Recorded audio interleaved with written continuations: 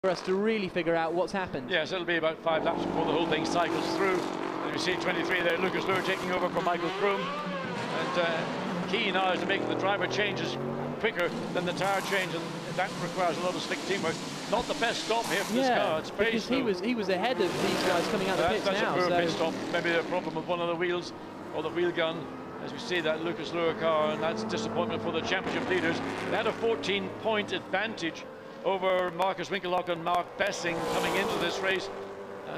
The leading forward now, that Maxime Martin will take over from Fred Makovicky, and the second place car from Peter Dumbreck with Richard Westbrook ready to get in. Yep, so there is Maxime Martin, who pulled out that stonker of a qualifying lap. He's getting ready to take over.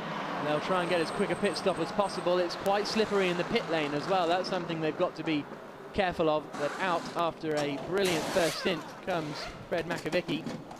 Here is, that's not Luhr and Krum, that's, yeah, the little drop there of the wheel gun, wasn't there? So something dropped down out of the, look, you can see it, I thought it was a radio, I think it's a radio in fact. So it's just pulled out of his belt and it's swinging around like a...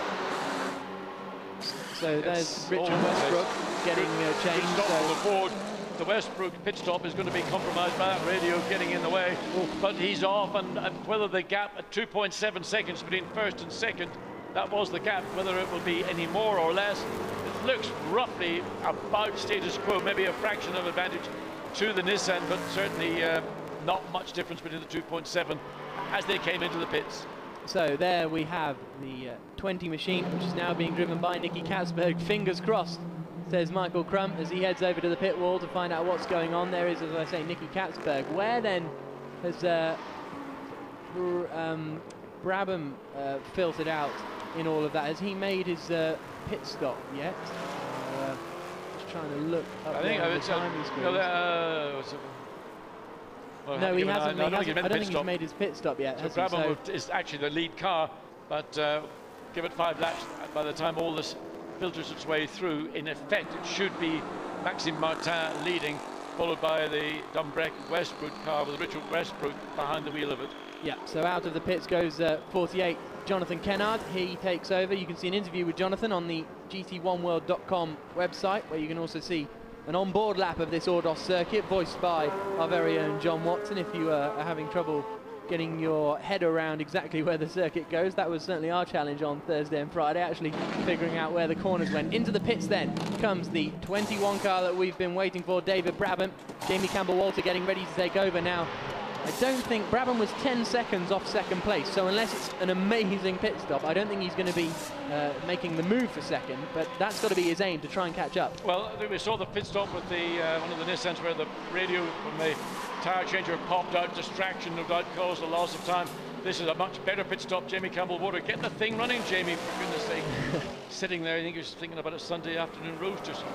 So there were our 2 race leaders, and I think that GT might be one of the ones that's a lap down. But anyway, there's the car that was piloted by Enrique Bernoldi, but is now Nicky Katzberg, and Jamie Campbell-Walter has come out in front. So I think he's in a net 3rd position overall as we go on board with Andrea Piccini. No, he's handed over. He's coming out of the pit, so it's Christian Hohenadel coming out of the pit lane, and he has come out just behind Darren Turner, I think. So we have to see what Darren Turner can do. Stefan Mucke was in the car for the first stint. Darren Turner's taken over.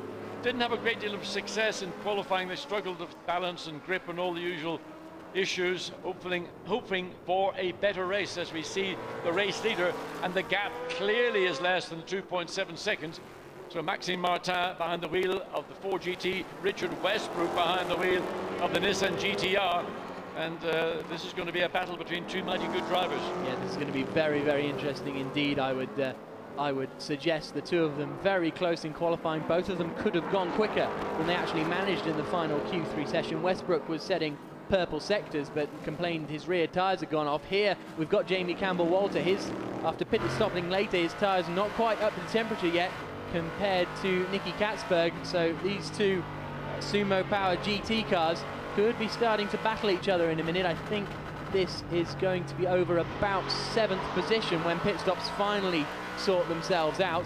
It's two purple sectors in the first and second sector for Richard Westbrook, so he's on a charge at the moment. And Nicky Katzberg is going to have to make his best shot now down at the end of the straight into turn one, but he's not close enough to the tail of Jamie Campbell-Water. Jamie Campbell has got those tyres up to racing temperature, and he's going defensive, staying in the middle of the track now, moving back to the left. He's entitled to do that as long as it's not an aggressive move. So Jamie Campbell-Water has contained his younger Dutch teammate. Absolutely. So through the left-hander they come, and then into the even longer left-hander, which really puts a strain on the front right tyres here. We go back on board with Nicky Katzberg ever so slightly closing in. That could just be partially the concertina effect that you always get under braking, but through this tight twisty stuff he's taking a wider line in to try and get a better run out of the corner.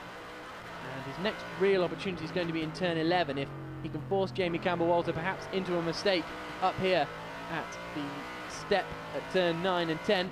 But it looks like, oh, that was close, wide. yeah. He ran it wide out of turn 8 and could have paid the penalty. So the gap now fractionally opening. Enrique Banoldi talking to Geraldo Rodriguez, used to be the team, not the team manager, the driver manager of Rubens Barrichello.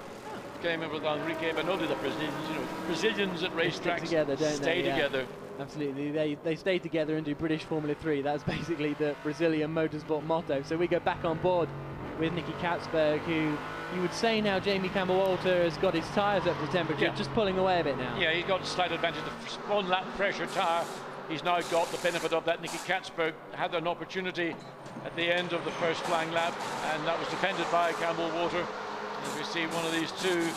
Well, we've already seen Kennard in the pits, and so they're not doing a driver change, so but presumably there was a problem or something like that. The guy behind the 47 car of Manuel Lauk is handing over now to Benjamin Laumberger, so they are the last of our pit stoppers. So at the end of this lap now that Maxime Martin is on, we will get a true rundown of the order and we'll bring that to you. But Richard Westbrook only 1.6 seconds behind at the end of that last lap.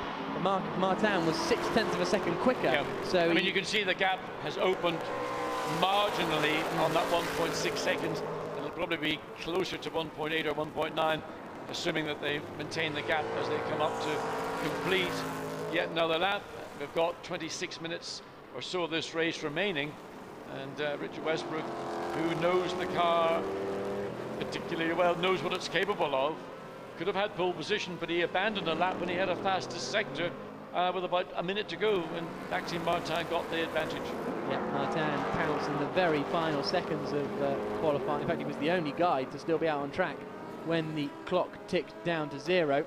Interesting, fastest race lap on the last lap, lap 19, has gone to Maxime Martin, 1 minute 39.068, which is a fairly good effort considering that pole position was a 138.5, so just under half a second approximately from the pole lap in race configuration.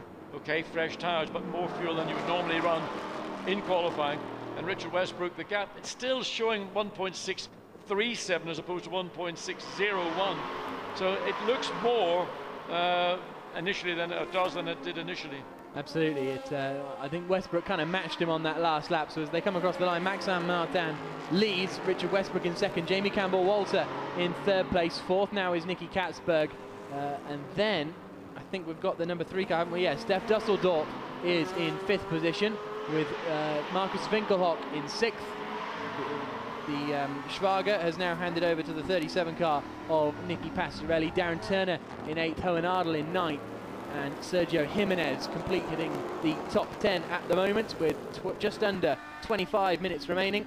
We've completed 20 laps around this 3.7 kilometre Ordos circuit, and it's provided some good racing so far. There's been some good overtaking opportunities. Absolutely, the nature of the racetrack is such, you're going to get a lot of bunching, and you're going to get a few do-or-die efforts down the inside. Maybe somebody will take the long route round. I want to see now, can Darren Turner in the Aston Martin number 8, can he do anything with Nicky Pastorelli in the Lamborghini just ahead? So the battle that's going on for 7th place. Remember, points scores only go down to 6th place in the qualifying race. 8 points for a win, 6, 4, 3, 2, 1. So everybody will be trying to take advantage of the fact that the Kroom Lure car is really in a difficult position, 14th place, whatever the problem was. But they had that long pit stop, didn't they? That long pit stop, we never found out whether it was a wheel or a nut or a bit of everything.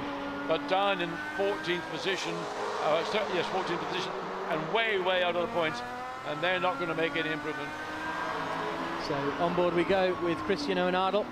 He turns into the final right-hander on the circuit at turn 17. Then he's behind Darren Turner, who in turn is behind Nicky Pastorelli. I was expecting Pastorelli to perhaps go a little bit quicker than this, but Darren Turner has got in the car and started doing a good job in that Aston Martin. Pastorelli, as they came across the line that time, has a 0.8 of a second advantage in that 7th position. But if anything, Darren Turner now coming under a lot of pressure from the number 4 Hexis Racing Aston Martin, driven at the moment by Christian Hohenadel. We go on board with Hohenadel into the long left-hander at turn 4, which then becomes turn 5. It's kind of one corner, really. It's given two names. You make two apexes, but the key is to put yourself in a good position to take turn 6 and get advantage of it. But it's such a short sprint. It's all about acceleration, then on the brakes into turn 7, and from here through turn 8, nothing you can do. It would take an error from the car ahead of you to give you an advantage. Up into turn 9, then you jump literally and physically off the ground. Then through 10, keep it neat and tidy. And well, if you're in a shot to move down the inside into turn 11, but even as close as these two Aston Martins are, there's no chance at all. So at the moment we've got Christian Hohenadel and Andrea Puccini sitting outside of the points. They're 3rd in the championship. Mark Basseng and Marcus Winkelhock are currently 6th, so they'll pick up 1 point in the championship. Yeah. And Michael Crum and Lucas Löhr aren't going to pick up any points in the championship. So the championship lead was 14 going into this race between the Nissan of Löhr and Crum and Basseng and Winkelhock. Should the Winkelhock car, currently 6th, finish in 6th, the gap will be down by only 1 point. So in relative terms, it could be a lot worse.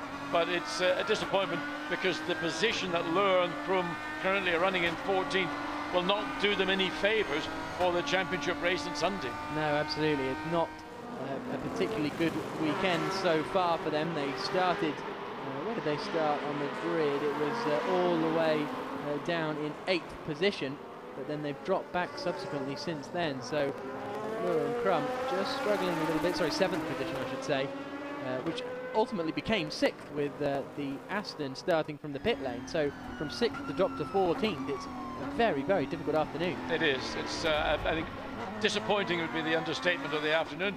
In the meantime, Hohenadel keeping their eye out on the other Aston. There we go, back to the 2 lead cars. The gap's opened up fractionally to 1.8 seconds.